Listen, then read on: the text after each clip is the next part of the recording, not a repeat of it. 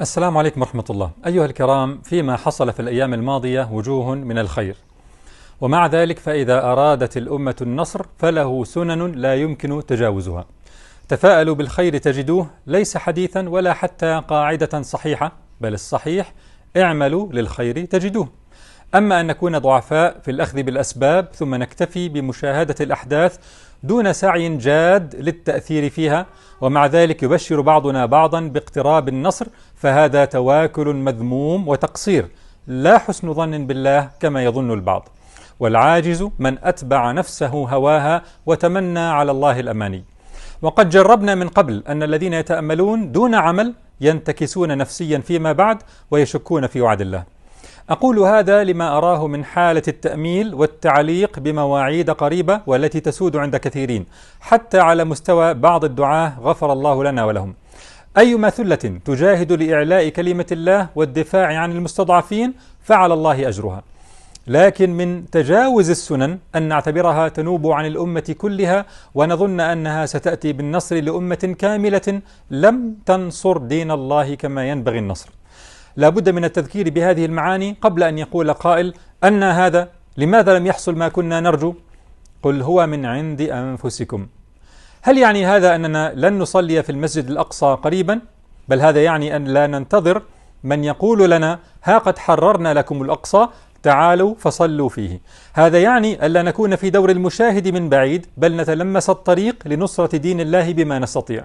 فكما قيل: نصر الله قريب، لكن نحن الذين نقترب منه أو نبتعد عنه.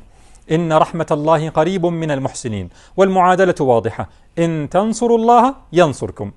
لذلك فبدل أن نقول اللهم نصرك الذي وعدت، نقول اللهم أعنا على طاعتك لنستحق نصرك.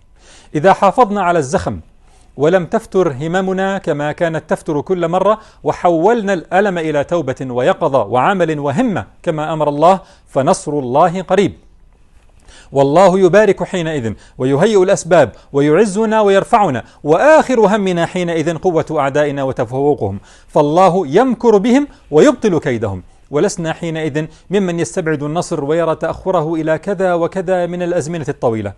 هناك من الشباب من بدأ يستقيم بعد هذه الأحداث أو على وشك أن يتوب لأنه أحس بقرب الفرج، لكنه يكسل ويعود إلى ما كان عليه إذا أحس أن النصر له سننه وأسبابه التي عليه الأخذ بها وبذل الجهد لها. فنقول له: ومن ينقلب على عقبيه فلن يضر الله شيئا وسيجزي الله الشاكرين.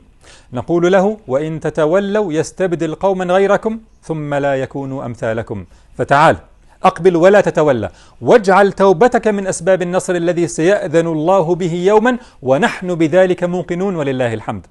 ما نحتاج أن نعمل عليه هو استثمار هذه الأحداث للشحن الإيماني ورفع الهمم للعمل والمفاصلة بين الحق وأهله والباطل وأهله، ونصرة المستضعفين بما نستطيع، وبنفس طويل وعزم وهمة عالية، أن يكون لك مشروع تخدم به دينك. طيب كيف؟ من أين أبدأ؟ هل أستطيع؟